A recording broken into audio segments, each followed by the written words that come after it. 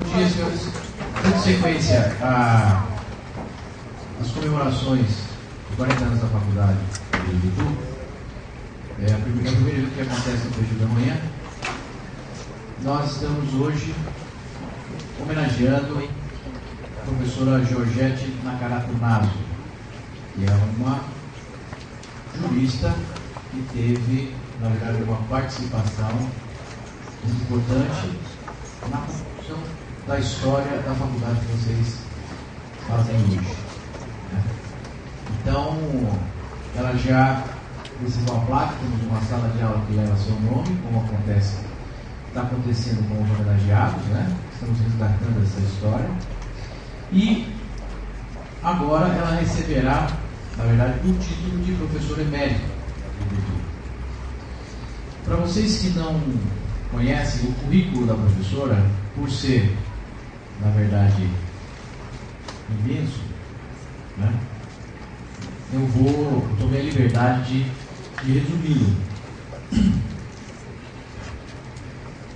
Nascida em São Paulo, capital, filha primogênita de Nicolau Naso e Georgette Nakarato Naso.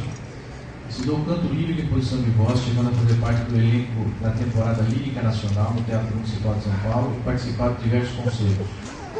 Formação profissional, graduou-se pela Faculdade Paulista de Direito da Pontifícia Universidade Católica de São Paulo, tendo recebido 2 prêmios durante o curso. Cadeira de Direito Penal, em 50, conferido pelo professor José Federico Marques, e que constou na publicação do trabalho da aluna o título Crimes a Bordo de Aeronaves e Navios, segundo ano, incerto na revista Investigações, de 24 de dezembro de 50. Cadeira de Direito Processual Civil em 73, por ter obtido o grau máximo em todas as provas parciais do curso, recebendo diversas monografias do professor, tal como consta nos anais daquela faculdade. Aos 11 de maio de 71, doutorou-se em Ciências Jurídicas Sociais pela USP.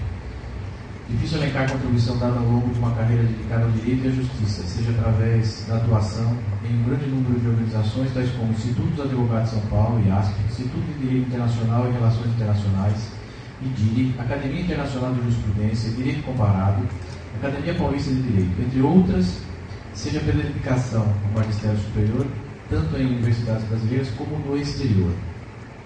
Extensa foi sua produção bibliográfica de natureza técnica e científica. Recebeu inúmeros prêmios.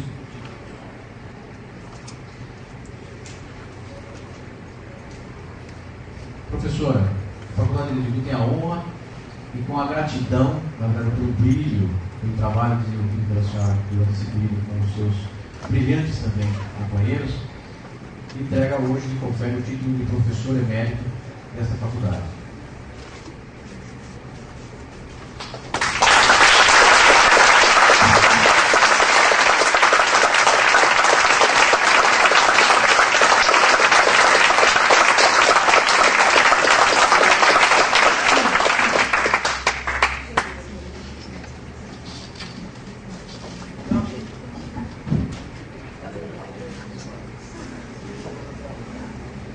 Sem mais delongas, eu vou passar a palavra para a professora para que ela possa conversar com vocês um pouquinho.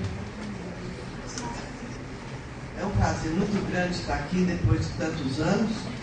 Eu estava dizendo agora para aqueles que participaram lá do encerramento da placa, como foi feito, na porta da sala lá de baixo, e explicando o seguinte: eu estive aqui apenas por 3 anos, da data da fundação, convidada que foi pelo professor Loureiro Júnior para participar do corpo de professores fundadores que tiveram que ter o registro ocasional no MEC para que pudesse fundar a faculdade. Lecionei aqui durante 3 anos, tive uma oportunidade excelente de conviver com gente muito boa aqui da região, mas infelizmente não pude continuar mais tempo. E já naquela época eu já lecionava no Largo de São Francisco, como instrutora de Direito Civil, tinha feito doutorado e passei para o Departamento de Direito Internacional e lecionava na PUC, colaborando na cadeira de meu pai, tanto em Direito Civil como em Direito Internacional Privado. Então o que aconteceu? Fiquei muito sobrecarregado, tinha 2 filhos para criar. E aí fiquei sem marido. Então não foi fácil. E nesse meio tempo, a Associação dos Advogados de São Paulo, que hoje representa, vamos dizer assim, uma entidade de classe das mais prestigiadas pelo trabalho que ela desenvolve. Eu tinha sido convocada para ser conselheira substituta, participei por indicação do Teodoro Negrão e logo depois fui eleita conselheira efetiva da entidade. Então o que aconteceu? Eu fiquei com uma série de atribuições, justamente numa fase que nós estávamos atravessando a grande dificuldade da implantação do regime militar, do regime de exceção no Brasil, foi em 64. Então eu fiquei na Associação dos Advogados no período de proliferação legislativa feita pelo regime de exceção. E era uma quantidade enorme de projetos a serem examinados, ia ter que dar parecer a toda hora. Então o que aconteceu? Não deu para continuar com as três faculdades. Eu larguei aqui e larguei também a PUC. Não tinha condição.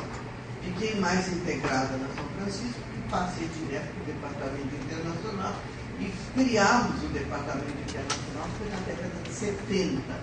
Então, de lá para cá, eu fiquei o tempo inteiro vinculado à faculdade de Direito. Tive oportunidades imensas de lecionar no exterior, participar de congressos e concursos no exterior. Isso tudo me deu uma vivência muito grande e talvez por isso é que hoje, no vigor dos meus 80 anos, eu não tenho vergonha de dizer, eu continuo muito animada em fazer mais alguma coisa, porque acho que sempre foi pouco que eu realizei. Uma das coisas que me interessou, sobremaneira, falando hoje com o diretor, seria a possibilidade de criarmos uns grupos de estudo em que eu pudesse, eventualmente, uma vez por mês, dar uma coordenada no trabalho de vocês com pesquisas direcionadas dentro de temas específicos de interesse dos alunos. O que me interessa são os jovens que pretendem daqui para frente chegar a galgar posições melhores. E vocês têm todas as condições, desde que vocês ponham na cabeça uma coisa: tem que ter individualidade. Não se deixe influenciar por A, por B ou por C. Partam do princípio de que aquilo que vocês estudam, que vocês aprimoram, vocês podem ter diálogo com os outros. E dentro desse diálogo, partir para posições melhores e maiores conhecimentos. E assim o mundo se abre para vocês. Aproveitem bem essa oportunidade. Eu não era favorável à criação da Faculdade de Direito do Futuro. Falei textualmente para o Loureiro na época, porque naquela ocasião eu tinha tido a oportunidade de conversar dentro do prédio da Ordem dos Advogados, no auditório da Ordem dos Advogados, com o então ministro Jarbas Passarinho. E ele veio dizer duas coisas que me chocaram sobremaneira. Primeiro, de que ele iria promover a criação de faculdade de Direito no Brasil inteiro. E que essas faculdades de Direito, bastava ter juiz promotor na comarca, que ele ia criar essa faculdade de Direito no Brasil inteiro. E, por outro lado, disse que naquele momento, isso, início de 64, 67, por aí, ele disse o seguinte: e a cadeira de Direito Internacional é a primeira que eu vou eliminar das faculdades. Aquilo me doeu. Primeiro, porque eu não tive condição de deixar passar. Pedi a palavra e disse: acho que criar faculdade de Direito indiscriminadamente socorre o risco de não ter professores suficientes para lecionar. Não existem cursos de pós-graduação ainda. As faculdades, uma ou outra, na Universidade de São Paulo já tinha, mas outras faculdades não tinham curso de pós-graduação. Então ninguém poderia aprimorar conhecimento sem uma orientação adequada. E por outro lado, num mundo que pretendia que no futuro iria se intercomunicar, como eliminar o direito internacional? Se ele seria, vamos dizer assim, o substrato para todos os interrelacionamentos políticos, econômicos, sociais, religiosos, até religiosos, porque há uma necessidade de conhecimento do direito internacional, tanto público quanto privado, privado não deixa de ser um direito público também, justamente para poder haver a intercomunicação entre as sociedades mundiais. Então, com muito mais razão, eu tive que criticar o ministro. Ele gostou muito. Mas diminuir. Então eu disse, mas quando você me prender, se prender, eu falo, você acha graça. Porque vai prender por uma bobagem. Mas ficou registrado. Então, esta conversa que eu tive na hora, eu transmiti ao Loureiro. E o Loureiro disse, bom, mas agora eu vou criar essa faculdade de gente muito boa. Quando eu vi o grupo que se formou na casa do Loureiro para criar essa faculdade, eu disse, bom, agora daqui para frente nós vamos ser ótimos, não vamos ser bons, vamos ser ótimos. É tudo gente muito boa. Então, eu fiquei muito feliz de ter participado disso, de ter dado pelo menos um pontapé inicial para a faculdade de Direito de Direito. Embora, como eu disse, não tenha podido permanecer como era do meu desejo. Quando eu faço amizade com os alunos, aí eu me vinco. É muito desagradável, porque depois fica difícil dizer não.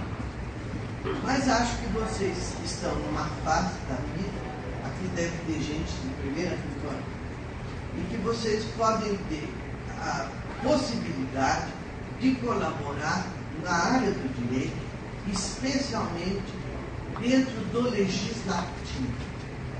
Nós estamos sentindo uma dificuldade muito grande com o que está acontecendo no Congresso Nacional.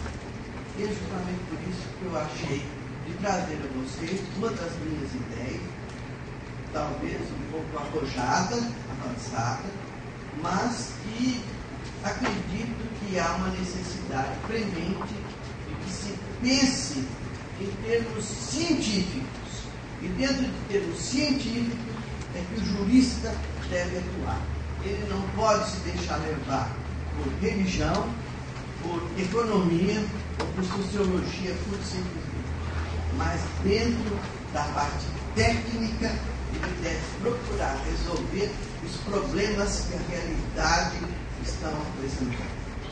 E um dos grandes problemas que nós temos enfrentado, se já tivemos o problema do divórcio, como um instituto que ficou com muita dificuldade para ser introduzido no Brasil e criar as condições coloquiais que eu ajudei a colaborar com o Nelson Carneiro para que isso ocorresse, chegou um momento em que eu estou vendo pelos projetos que estão no Congresso e pelo que se tem notícia através da imprensa, de que o Brasil está dividido em norte, ricos, pobres, brancos, pretos, raça isso, raça aquilo, cota disso, cota...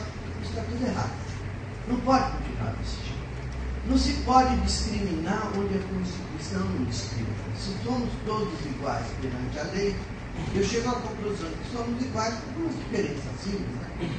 Porque assim que o Congresso está entendendo. E essa diferença é que pesa para mim na dificuldade do trato diário com o grupo de trabalho que a gente tem enfrentado por aí. A minha proposta seria no sentido de se introduzir quanto antes para poder absorver determinados projetos discriminatórios que estão vigorando e que correm o risco de serem aprovados e na legislação infraconstitucional, mas no sentido de se promover uma reforma dentro da Constituição, tal como eu consegui na época do divórcio.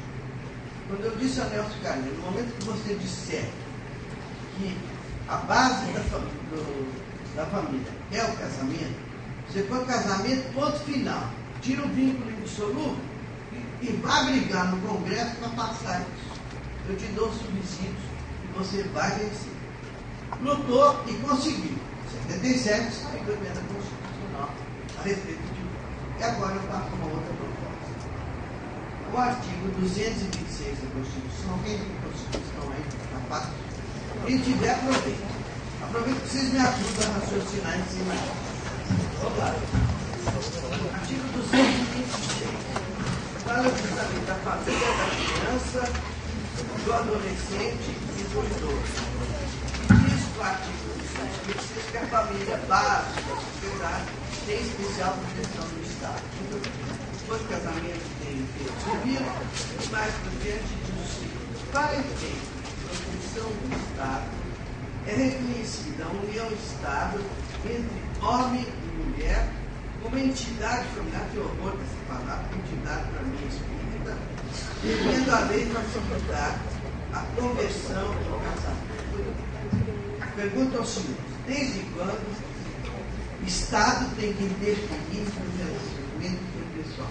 Eu durmo com quem eu quero, eu como com quem eu quero, eu chuto quem eu quero e não tenho que dar satisfação para o Estado se eu não estiver prejudicando ele. Se eu não prejudiquei a sociedade, eu faço o bem dentro de 4 paredes. Não admito essa interferência do Estado dentro do interrelacionamento pessoal. Então, a minha proposta seria alterar a redação deste parágrafo 3º, e depois no parágrafo 5º a complementação, dizendo o seguinte: para efeito da proteção do Estado, é reconhecida a união estável entre 2 pessoas. Somos todas pessoas. Para mim não é o homem que é sujeito de direito, nem a mulher. São as pessoas. Sujeito de direito são as pessoas. Então, as pessoas é que terão reconhecida a união estável como sociedade familiar, não entidade. Entidade é devendo a lei facilitar-lhes o exercício pleno de direitos e deveres.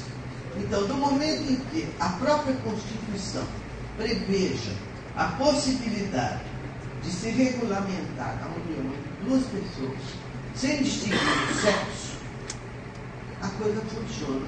E muitas das situações reais existentes na sociedade brasileira e também na sociedade mundial, e aqui principalmente com um acúmulo, inclusive dentro da ala diplomática do Itamaraty. Eu já dei parecer a respeito disso. De diplomatas que tinham que vir para o Brasil, que eram homossexuais, e tinham um companheiro e precisavam credenciar perante o Ministério das Relações Exteriores do Brasil. E criou-se um problema. Então vieram me perguntar o que eu achava, eu disse: eu dou parecer, não tem problema nenhum. Achei que não se poderia, em hipótese alguma, criar um empecilho para aquele cidadão que era diplomata estrangeiro e que vinha, não com a mulher dele feminina, mas com a mulher dele do mesmo sexo. Não tem importância nenhuma. Desde que não causasse, vejam, um arrepio na sociedade pelo fato de terem um procedimento desastroso, eles não estão ferindo a vida de ninguém, estão levando a vida deles dentro do próprio do consulado ou da embaixada estrangeira, onde eles estão radicados. Então, muito mais razão para respeitar. E, graças a Deus, deu certo. E a Constituição passou uma revista, essa revista Cálice. E eu vi o casal numa casa muito bonita lá em Brasília. Eu falei: olha, filho de Deus, não falei para ninguém, mas estou falando para você. Eu vi na revista Cálice o cabeleireiro, que é a revista que mais tem cabeleireiro, estava olhando e vi que aquele casal que tinha sido motivo de preocupação para o Itamaraty estava com a vida em paz e patrocinando gestos de organização de interesse da sociedade brasileira em si. Então, mais uma razão para não criarmos dificuldades. Então, a minha proposta seria essa: vocês reflitam em cima disso, e para completar, mexeria também no parágrafo 5º do artigo 226, dizendo o seguinte: os direitos e deveres referentes à sociedade conjugal são exercidos igualmente pelo casal. Não é pelo homem, pelo casal. Seja esse casal quem for.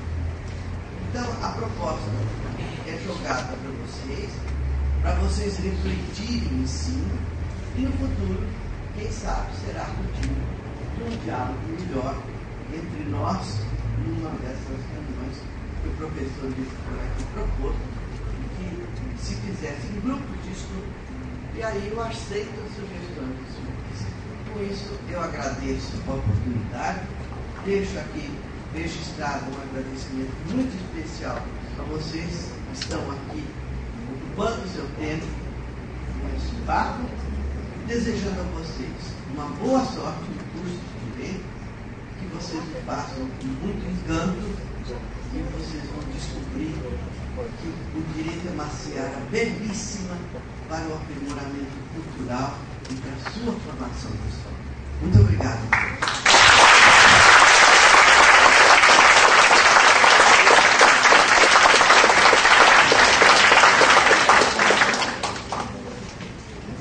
Agora, eu acho que a gente não pode perder a oportunidade de abrir um espacinho para vocês poderem perguntar o que quiser.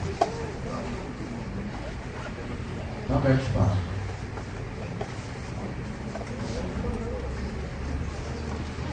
Se deixando, pode perguntar o que acharem conveniente para facilitar.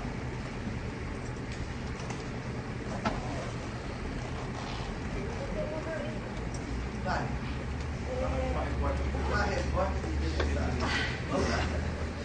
O princípio da isonomia, segundo o Barbosa, é tratar os iguais igualmente, os desiguais desigualmente, né? Resumindo o dito dele, né? Mas e com relação às cotas, por exemplo, a senhora falou que quando diferencia rico, pobre e tal, o princípio da isonomia não traz justamente isso, você tratar as pessoas que têm mais dificuldade, conforme as dificuldades dela, para facilitar o convívio dela na sociedade? Mas o que a cota tem que ver com isso?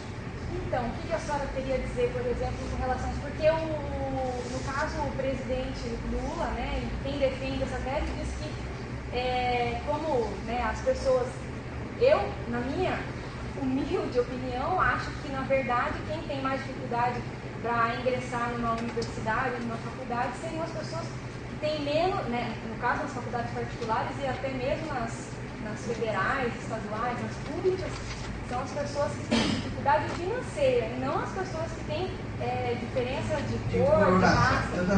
Mas, se a gente for ver uma estatística, as pessoas que são mais deficientes financeiramente, elas têm, a proporcionalidade é maior na raça negra, vamos supor. Então, eu na minha humilde ideia, teria que o sistema de cotas poderia ser por dificuldade financeira, não por raça. Não por cor. Mas não, porque se você permitir que esse projeto que está encaminhado agora no Congresso, que vai passar pelo Senado, pelo país, que isso se transforme em lei, você vai criar uma brecha racial que não existia. Então não tem cabimento você criar uma dificuldade de raça quando isso não existia. É a eterna mania de se continuar pensando em termos de senzala. Senzala já era, gente. O mundo mudou, o país mudou e a tendência é ir para frente e não voltar para trás. Se nós partirmos para essa dificuldade que está sendo criada com o projeto Paninho, a respeito de discriminação por raça, voto por raça, nós estamos dando um passo para trás. Nós estamos voltando para a senzala. Então, isso eu não aceito e acho absolutamente errado. Corta, toda vez que você fala em cota, quando surgiu o projeto de lei para eleição, e que os partidos políticos tinham que reservar um número de cotas para as mulheres, também besteira isso. Eu acho o seguinte, qualquer cidadão ou cidadã se abalança a ser ou não ser candidato, dependendo das condições de interesse, se quer ou se não quer. Agora, não adianta você querer me colocar como candidata num determinado partido, se eu não sinto afinidade nenhuma por aquele partido, eu não quero me filiar àquele partido. Só porque tem que ter uma cota feminina, não deve ser assim. E acho que todos nós vamos disputar a vida em sociedade desde que tenhamos capacidade, certo? E que tenhamos fundamentos para o exercício de determinadas atividades. Se não temos, por que adianta ter a cota? Porque está lá perdida. E foi o que aconteceu com a maioria dos partidos políticos. As cotas ficaram abertas e não foram preenchidas. Que nenhuma mulher se abalança a entrar em determinado partido, porque sabe que troca de casaco a 3 por 1. Sem uma reforma constitucional para eleições para partidos políticos, forma de eleição, dificilmente pessoas mais esclarecidas vão se balançar a ser candidatas. Então, a sua pergunta, eu acredito ter respondido, mostrando que pode acontecer de uma faculdade deixar umas vagas fáceis, as federais. Federal, tudo bem, particular não tem obrigação nenhuma. Ela faz se quer. Mas a federal, se quiser deixar umas cotas para aqueles menos protegidos ou que vieram do ensino público deficitário, tudo bem. Agora, faculdade particular não tem vocação. E nem deve, porque a competição é que mostra a diferença no futuro. Então, eu prefiro que a competição surja desde o ingresso no ensino superior. Obrigado pela pergunta. Uma pergunta. Fala bem alto, porque tá. Uma pergunta. A respeito desse artigo da Constituição que a senhora citou, a senhora não acha que pelo próprio dinamismo da sociedade, pelo próprio fenômeno cultural do direito, essa alteração é questão de tempo para ser alterada? A respeito do... A minha proposta... Não, essa proposta que a senhora falou. Olha, eu acredito que seria muito bom se alguém levasse isso para o Congresso. Mas que levasse com fundamento, mostrando os motivos de esse avanço constitucional. Porque não adianta você ficar fazendo projetos. Não adianta você fazer projetos de lei infraconstitucionais. Se perde nesse emaranhado de legislação que ninguém cumpre e ninguém obedece. Entendeu? Quando existe a norma constitucional prevendo a hipótese, a realidade é atendida. Entendeu? Enquanto não há uma previsão constitucional, ficamos patinando como patinamos na época do divórcio. E agora, nesses outros projetos que estão surgindo, é tudo por desrespeito a uma norma constitucional pré-existente que precisa ou ser melhorada ou ser modificada para aprimoramento do próprio direito. Certo? Pessoal, em relação a isso, a senhora disse que se fundamentando esse projeto de reforma constituinte, pode se criar no Congresso necessitando de reforma. Mas e hoje com essa bagunça que ocorre no nosso Congresso Nacional, como seria a aprovação? O que a senhora pensa da aprovação? Seria facilitada ou não? Olha, nós estamos dependendo também de uma reforma política que eu acho que dificilmente sai. Fizeram aí um arremedo e esse arremedo acho que não vai funcionar.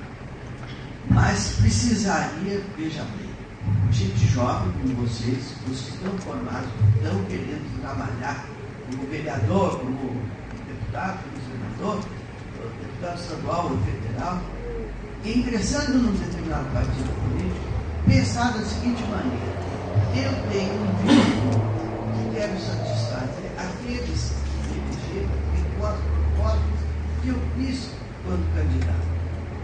E não se deixar influenciar pelo executivo e pelo partido mais forte. Infelizmente está acontecendo isso no Congresso e, lamentavelmente, já estamos sentindo isso também no Judiciário. O Executivo está pisando em cima de todos os outros poderes de uma maneira muito subreptícia, porque existem interesses por trás de tudo isso que a gente está evidente todos os dias.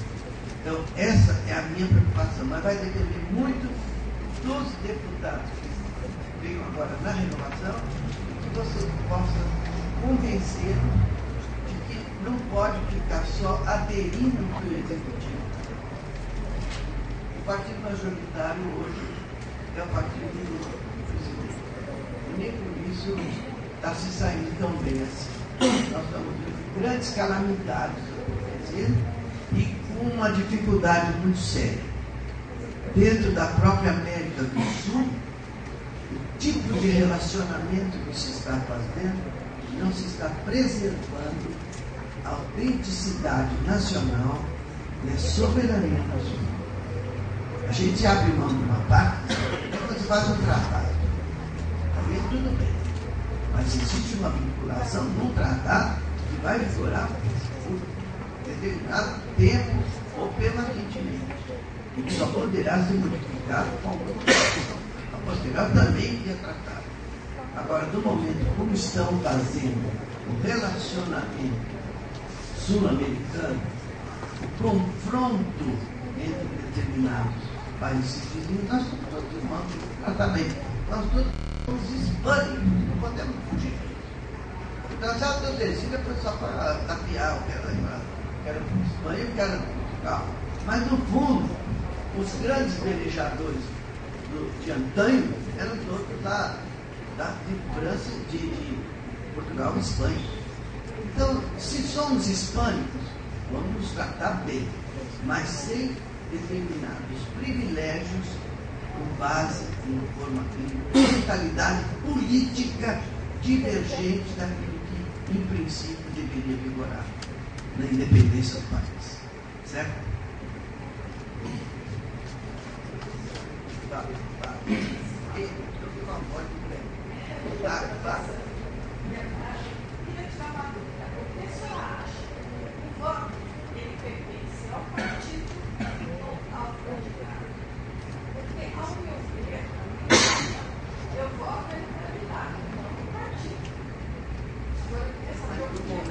No momento da situação atual,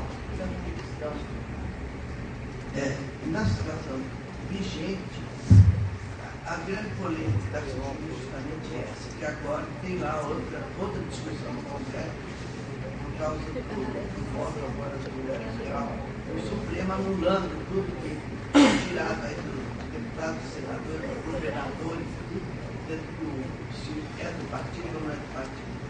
Eu acredito o seguinte, nós ainda não temos voto distrital nisso. Enquanto não houver uma reforma nisso, acredito que o voto seria do partido e não do candidato. Quando você vota no candidato do PMDB, você está votando indiretamente no partido. Ele está vinculado. A não ser que ele mude de partido. Quando muda de partido é um desastre e está cheio deles aí também. Então, essa é a grande dificuldade. Mas só com o voto distrital misto, com aquela listagem de partido político e os representantes dos partidos, é que a gente terá um vínculo maior entre o candidato e o cargo. Senão não vai ter. No momento, do jeito que está, duvido muito. E agora vamos depender do voto do Lero Grau para ver o que vai dar tudo isso. Se reparte a eleição, sabe, eu acho que faz muito conturbado internamente quando nós não deveríamos estar atravessando isso. A economia está aí bonita. É só isso que está indo para frente, a economia, olha lá.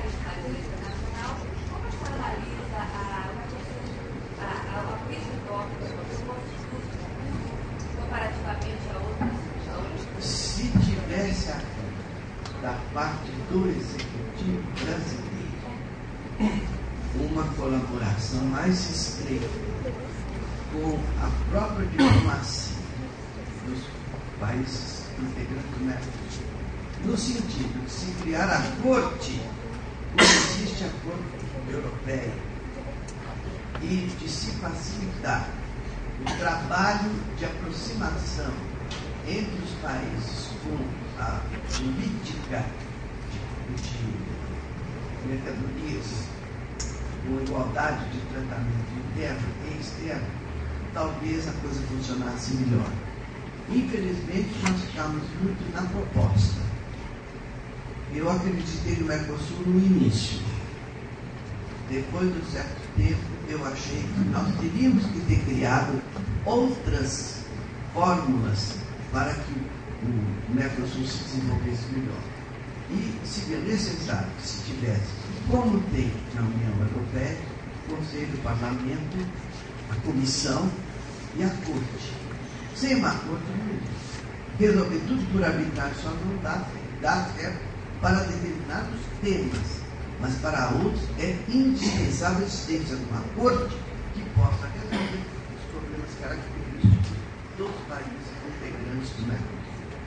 Então, eu acredito que nós estamos numa fase assim morna no Mercosul e com uma dificuldade muito séria na maneira como está sendo tratado Brasil-Argentina e o tratamento Brasil-Uruguai e principalmente o Paraguai, criando uma dificuldade muito maior para os brasileiros que estão ali no sul e quase sendo expulsos de maltratamento. A mesma coisa acontecendo em cima na Guiana.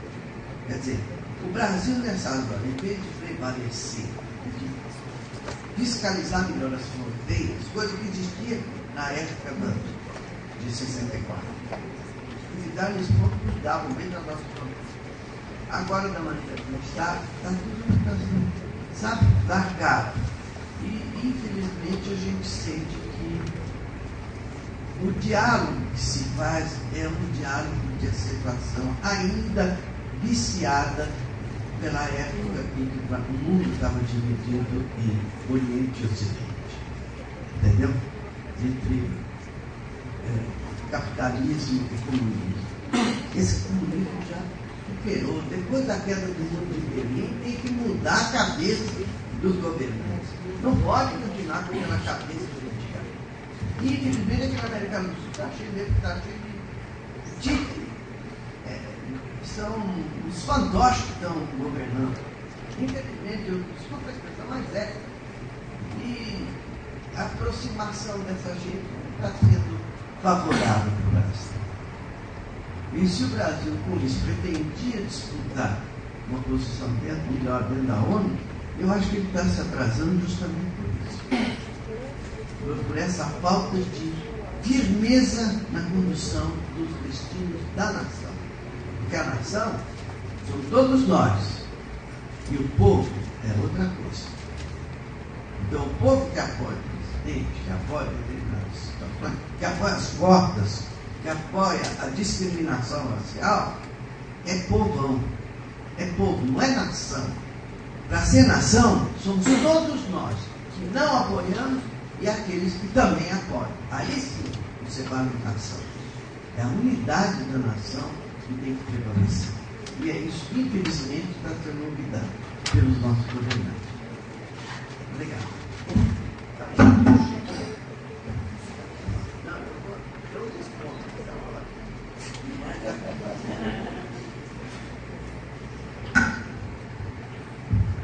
Mais alguém? Não? A última então, vamos lá. Professora, e com relação à adoção pelos casais homoafetivos, como que está? A senhora tem alguma proposta também? Está dentro do tema. Olha, minha filha, é justamente por isso que eu tenho preocupação. Eu escrevi muito sobre adoção, principalmente adoção internacional, e é meu trabalho que eu devo deixar para vocês depois comprarem para ajudar no seu acadêmico. Mas acontece o seguinte, eu acredito que enquanto você não tiver uma regulamentação constitucional para o problema do casal homossexual, você não consegue fazer uma adoção de criança adequadamente. Entendeu? Haverá sempre uma dificuldade, embora já tenha um ou outro julgado da jurisprudência a esse respeito. Mas são casos muito raros. Agora, antes de começarmos a ter nossa sessão, tinha comentado o caso do Elton está lá batalhando para conseguir adotar uma criança que ele conheceu mais pequenininho e está lá batalhando justamente porque ele tem um companheiro que na Inglaterra não aceitam a adoção, entendeu? Por homossexual. E acredito que no momento que haja uma regulamentação constitucional para esse tipo de união estável, o corolário seguinte será a possibilidade de adoção, entendeu? E de outras tantas situações que ficaram ainda no ar, justamente pela ausência de uma regulamentação adequada constitucional. Obrigado.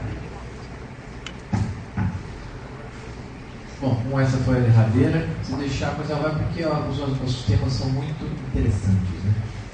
Então, por fim, eu gostaria de agradecer imensamente a professora ter se permitido, né, homenagear, né, nos permitiu que a homenageasse. Acho que é uma oportunidade muito interessante também, muito feliz para o fundador da faculdade poder rever a companheira de trabalho, que foi durante o tempo que ela esteve aqui, né, que trabalharam juntos, então tem aí um laço afetivo, né? Então, e temos muitas histórias, na verdade, para contar. Quem sabe a gente já tem espaço para ouvir muitas dessas histórias que eles poderiam contar para a gente também da faculdade, do início, do meio, até onde nós chegamos hoje.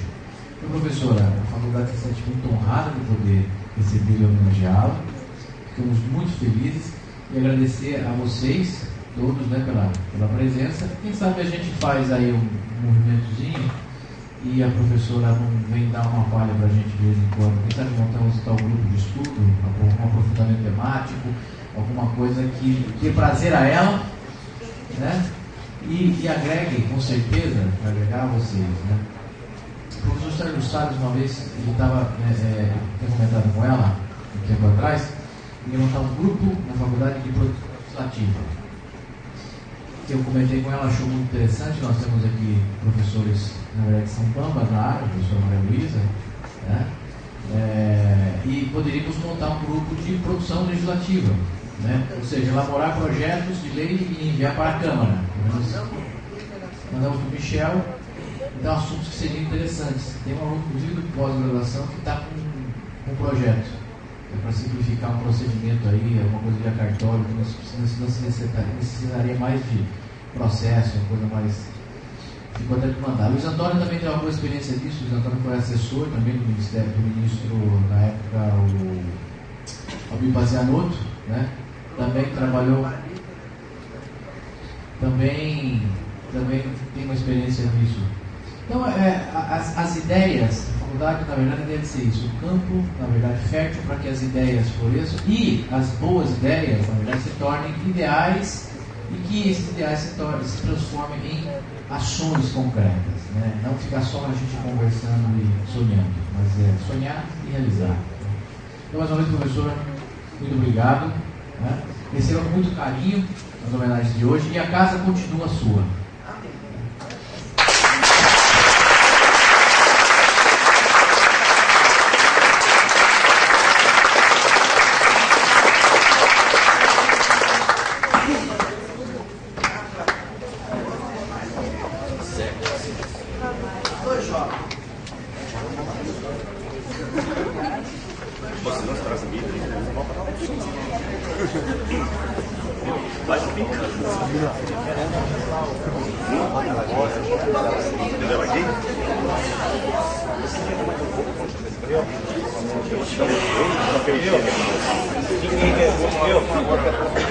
Nostalgia na sua.